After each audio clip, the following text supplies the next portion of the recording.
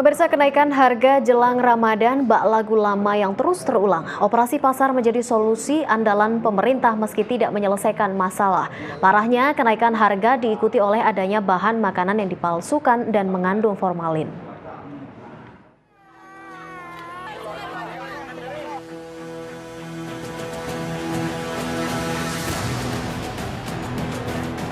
Aksi saling dorong untuk memperebutkan sembako yang murah terjadi di Lampung saat Pemkot Bandar Lampung menggelar operasi pasar.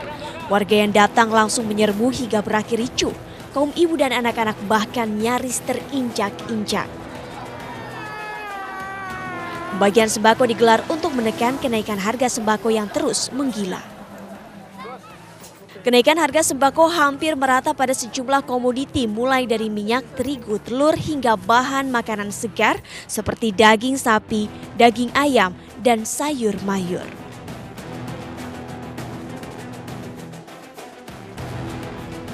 Kondisi ini diperparah oleh temuan Dinas Kelautan, Perikanan, dan Ketahanan Pangan DKI Jakarta mengenai tahu berformalin di Pasar Cibubur, Jakarta Timur. Selain itu, publik juga dikejutkan oleh adanya merica palsu di Banjarnegara, Jawa Tengah.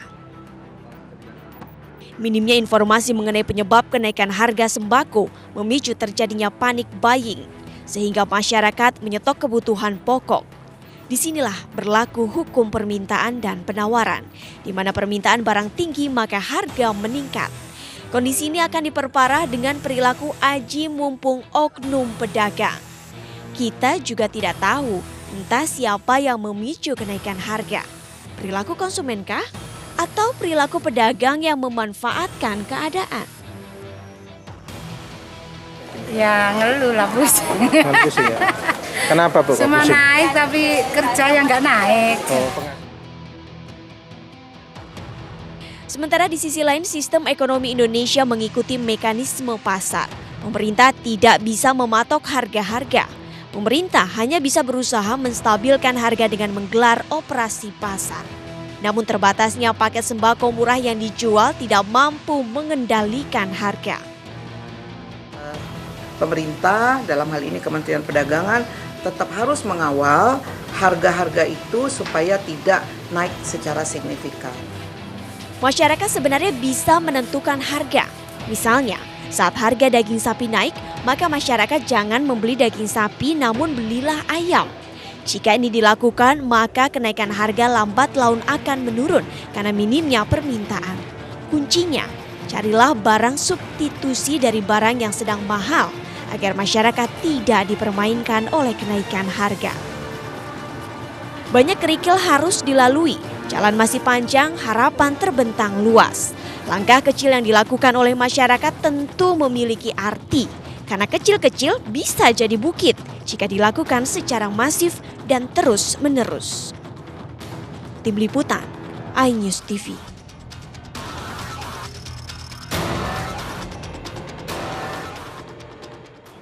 Kita ke berita lain, pemirsa. Presiden Joko Widodo akhirnya menunjuk Kepala Staf TNI Jenderal Gatot Nurmayanto sebagai calon Panglima TNI untuk menggantikan Panglima TNI Muldoko yang akan memasuki masa pensiun. Surat resmi Presiden terkait penunjukan nama calon Panglima TNI telah dikirim kepada DPR untuk selanjutnya diproses. Angkatan Darat, Bapak Jenderal TNI Gatot Nurmantio.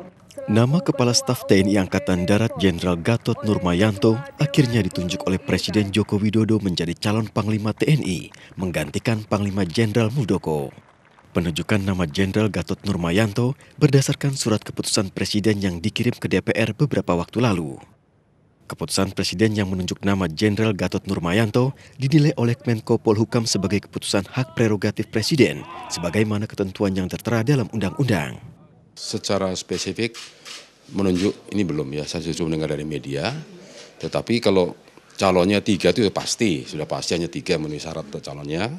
Ya sudah, tetapi dari ketiga itu siapapun yang akan dipilih bagi saya semua memenuhi syarat untuk itu. Saya tidak mau mengomentari yang bukan domain saya karena itu hak prerogatif Presiden.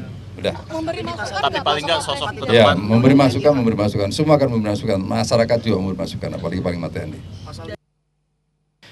Sebelumnya, mekanisme penunjukan calon Panglima TNI sempat menuai pro dan kontra antara sejumlah pihak. Komisi 1 DPR bahkan menginginkan penunjukan Panglima dilakukan secara bergilir seperti pada mekanisme sebelumnya.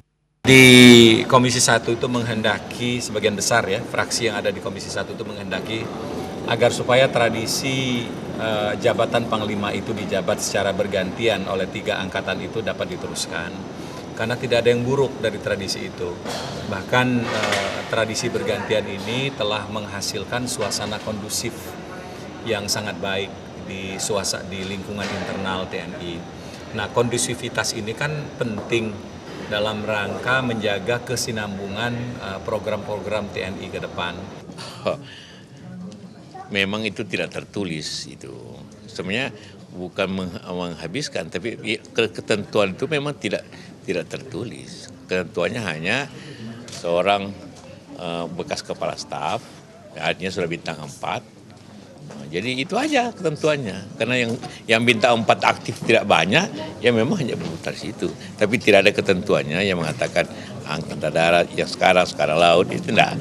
Tapi tergantung siapa yang mampu. Jadi presiden pasti memilih yang mempunyai kemampuan yang hebat.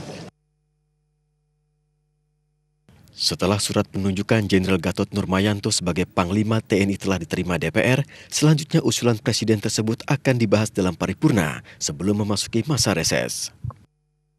Dari Jakarta, Tim Liputan memberitakan.